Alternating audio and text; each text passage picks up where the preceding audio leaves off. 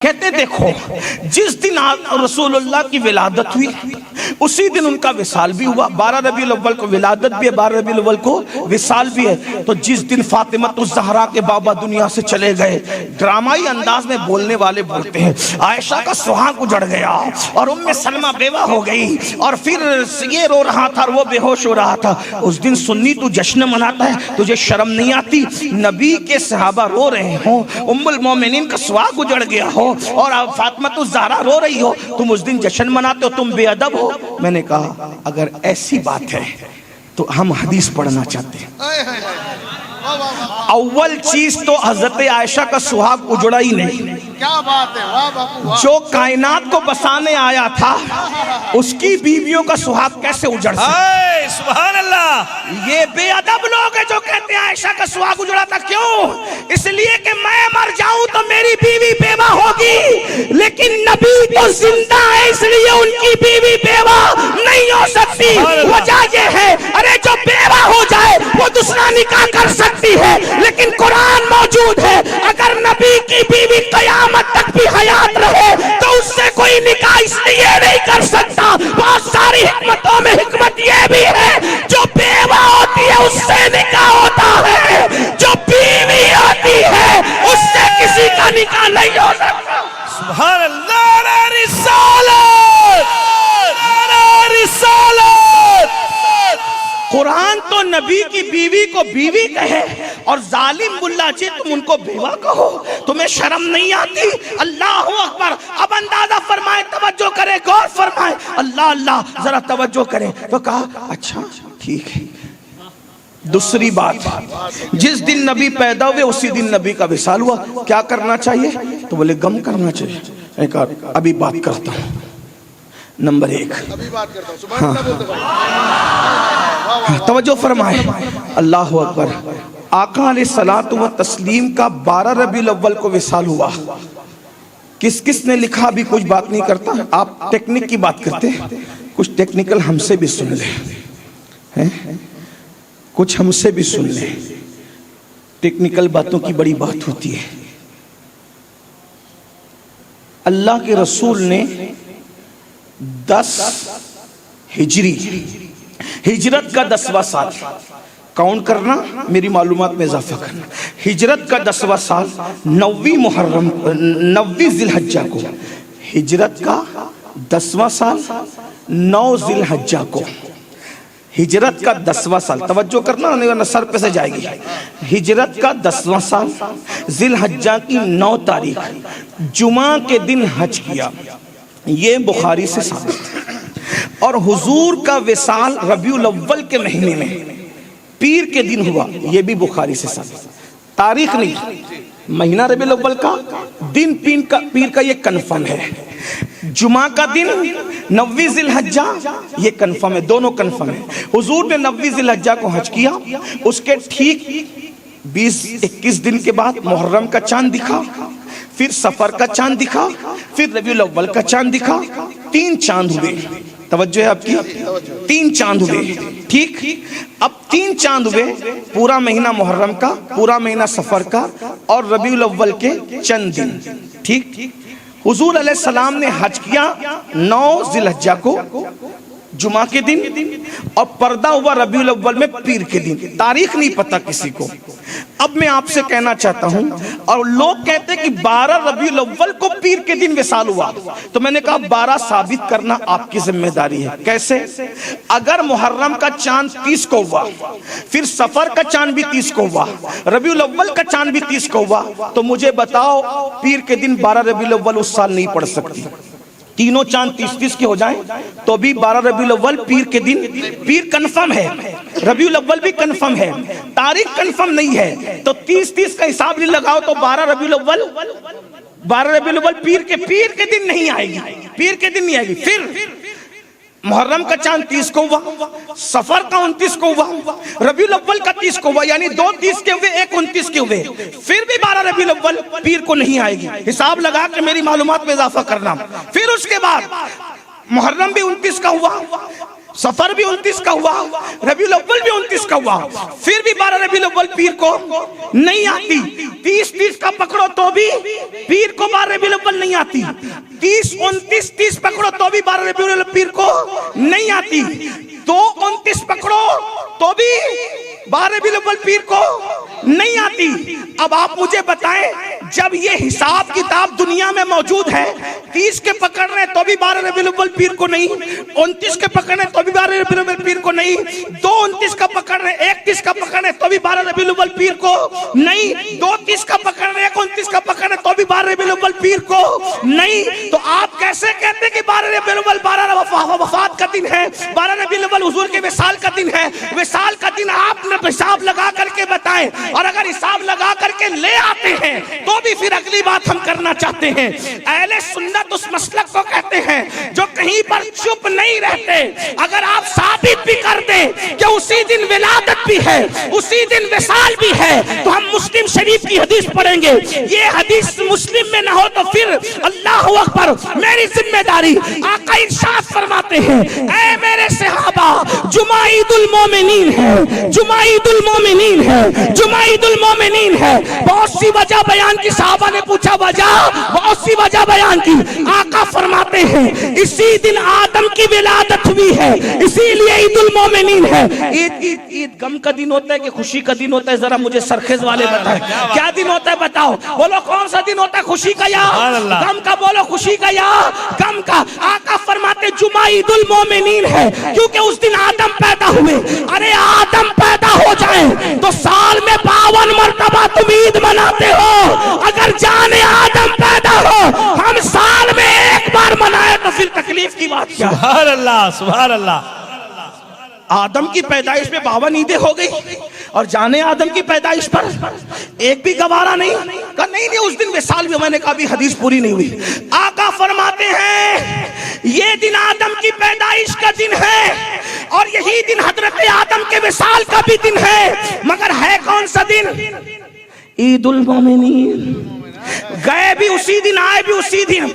कौन सा दिन है? ईद का दिन। हुजूर ने ये नहीं कहा आदम पैदा भी उसी दिन हुए और दुनिया से उसी दिन गए तो ईद का दिन मत मनाओ, बल्कि क्या कहा? आदम आए भी उसी दिन और गए भी उसी दिन। अगर नबी का आना जाना एक ही दिन में जमा हो जाए तो रसूलुल्लाह बता रहे हैं जाने का गम नहीं होगा, आने की खुशी मनाई जाएगी।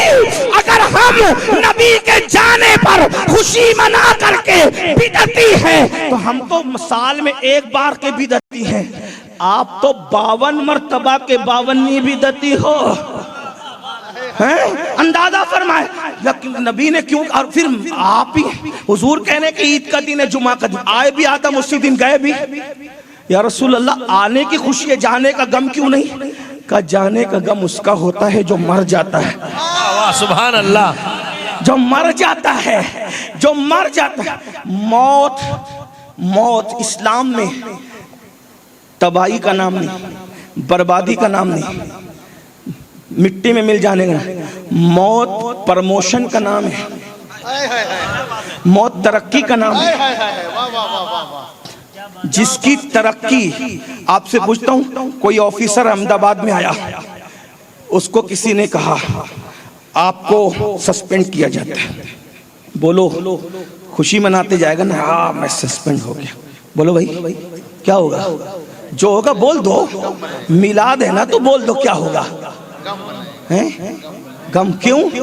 सस्पेंड कर दिया गया। उसी के हाथ से, उसी डाकिया के हाथ से एक कार्ड आया, अहमदाबाद छोड़ना है मगर मुंबई में आपका प्रमोशन हुआ। सुभान अल्लाह। यहाँ हवालदार थे, वहाँ एसपी बनाए जा रहे। सिर्फ समझाने के लिए कह रहा हूँ, यहाँ हवालदार थे, वहाँ एसपी बनाए जा रहे।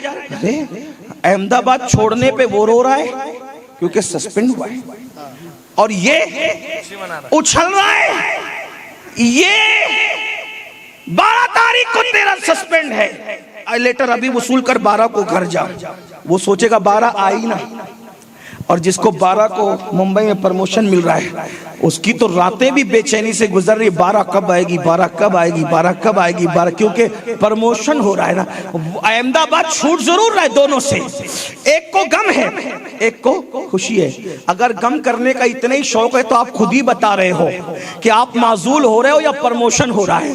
हमारा अकीदा ये है कि मरने पर बर्बादी नहीं आती, मरने पर तो प्रमोशन होता है। क्यों प्रमोशन होता है? अरे यहाँ गुंबद देखकर सलाम पढ़ते हैं, वहां गुंबद वाला देखकर सुभान अल्लाह। बोले ये तो तू टेक्निक बात लाया, लेकिन कोई कुरान हदीस भी ला। लोग मेरे बारे में कहते हो कुरान हदीस नहीं बोलता। मैंने कहा बिल्कुल बोलता हूँ। मैं तो लोगों को यही कहता हूँ, हमें सुनो तो सही। गैरों से कहा तुमने, गैरों से सुना तुमने, कुछ हमसे कहा होता, कुछ हमसे सुना। मैं कहता हूँ जितना ठाठ से नबी का वफादार कब्र में सोएगा, बादशाह भी अपने तख्त पे नहीं सोएगा। सुभान अल्लाह।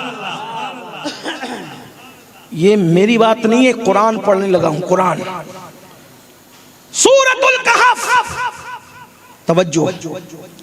हजरत ईसा अलैहिस्सलाम के चंद उम्मती वफा में एक गार में जाके सो गए।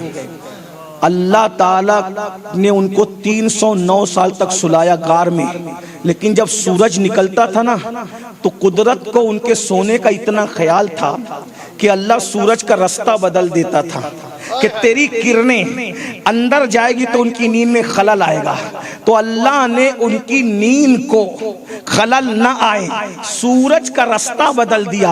आपसे पूछता हूं, जब ईसा की वफा में कोई गार में सोए तो उसका इतना ख्याल रखा जाता है, जो जाने ईसा की वफा में मजार पे सोए तो उसका कितना ख्याल किया जाता है। सुभान अल्लाह। बात तो कितने ठाठ से सोने वाला सोएगा, अंदाजा तो फरमाए ना। अल्लाह अकबर। तो मौत प्रमोशन है, प्रमोशन। अरे यहाँ माँ थपक कर सुलाती है, वहां अल्लाह थपकियां देके। अगर कुरान में ये थपकियां ना मिले, मैं गुलामी लिखने के लिए तैयार हूँ। अल्लाह ने कुरान में फरमाया कानों पे कुदरत थपकियां देकर सुलाती है। किसको? जो ईसा की वफा में गार में सोए। कहाँ ईसा, कहाँ जाने ईसा। ईसा की वफा में गार में सोए तो कुदरत किया देती है। जाने ईसा मोहम्मद रसूलुल्लाह की वफा में अगर कोई मनार में सोए, फिर उसके सोने की शान का हालत क्या होता होगा। अल्लाह अकबर। तो ये है। तो मौत पर, जब मेरी मौत प्रमोशन का नाम है तो फिर वली की मौत कितना बड़ा प्रमोशन, फिर सहाबी की मौत कितना बड़ा प्रमोशन, फिर शहीद और सिद्दीकों की मौत कितना बड़ा प्रमोशन, और फिर अंबियाए किराम का दुनिया से जाना कितना बड़ा प्रमोशन। अंदाजा तो फरमाए। कुरान कहता है वलल आखिरतु खैरुल लका मिनल ऊला। आपकी आने वाली घड़ी पिछली घड़ी से बेहतर है। अंदाजा फरमाए। तो चले बात दूर निकल गई। बात क्या अर्ज कर रहा था? हजरत आदम अलैहिस्सलाम। अल्लाह अकबर। बात दूर निकल गई, कहीं तो समेटना भी होगा। हाँ, अभी बात शुरू हुई है और आपके जज्बात सलामत हैं तो हम कुछ कहेंगे, जल्दी भी नहीं है हमें। हाँ, इसलिए कि आना जाना रहता है सरखेज, तो जल्दी होती है कि चलो जल्दी घर पहुंचेंगे। अभी तो घर में बैठकर ही खिताब कर रहे हैं, कोई मसला नहीं है। लेकिन बहरहाल आपके थकने का ख्याल जरूर रहेगा। जिस वक्त आप थक जाइएगा, चुप हो जाएगा, हम समझ जाएंगे कि हमें बात खत्म कर देना है। ठीक है? हाँ, आप मुझे इशारा इसी तरह, बापू को देख के नहीं, आपको देख के बयान करूंगा, बस इतना। अगर आप थक गए, आप सुभान अल्लाह बंद कर देंगे, मैं समझ जाऊंगा कि मुझे यहाँ से गुफ्तगू खत्म करना है। हजरत आदम को पैदा किया, ठीक, जुमा के दिन गए। जुमा के दिन वो ईद हो गया। हमारे नबी को जिस दिन पैदा, एक बात आपको बता, हुजूर को रमजान शरीफ में पैदा नहीं किया, हुजूर को जुमा के दिन पैदा नहीं किया। वजह ये थी, अगर रमजान शरीफ में पैदा होते तो लोग कहते रमजान शरीफ की वजह से इनको फजीलत मिली। क्या बात है। अगर जुमा के दिन पैदा करता तो जुमा की वजह से इनको फजीलत मिली। आका को रबीउल अव्वल में पैदा किया और पीर के दिन पैदा किया, ताकि लोगों को पता चले महीने की वजह से इनको फजीलत नहीं मिली, दिन की वजह से इनको फजीलत नहीं मिली, बल्कि इनकी वजह से रबीउल अव्वल को फजीलत मिली और पीर के दिन को फजीलत मिली। बल्कि आशिक लोग तो ये कहते हैं जो रात रसूलुल्लाह की आमद की रात है वो 1000 शबहाए कद्र से अफजल है। ये सिर्फ हम लोग नहीं कहते, मौलवी अशरफ अली थानवी साहब ने भी अपनी किताब नशरुत तिब में लिखा है कि जिस रात रसूलुल्लाह तशरीफ लाए वो 1000 हाँ शबहाए कद्र से अफजल है। अंदाजा फरमाए, एक शबे कद्र में दुआ रद्द नहीं होती, तो जो 1000 हाँ शबहाए कद्र से अफजल है उसमें गलियां सूनी करके क्यों सोते हो? क्योंकि वो हजारों शबहाए कद्र से अफजल है। जब एक शबे कद्र में इतना मिलता है तो 1000 शबहाए कद्र से अफजल में कितना मिलता होगा? वजह ये 1000 शबहाए कद्र से अफजल क्यों है? क्योंकि शबे कद्र में जिब्रील आता है और शबे मिलाद में जाने जिब्रील मोहम्मदुर रसूलुल्लाह। शबे कद्र में कुरान आता है और सब मिलाद की शब में साहिब कुरान तशरीफ लाता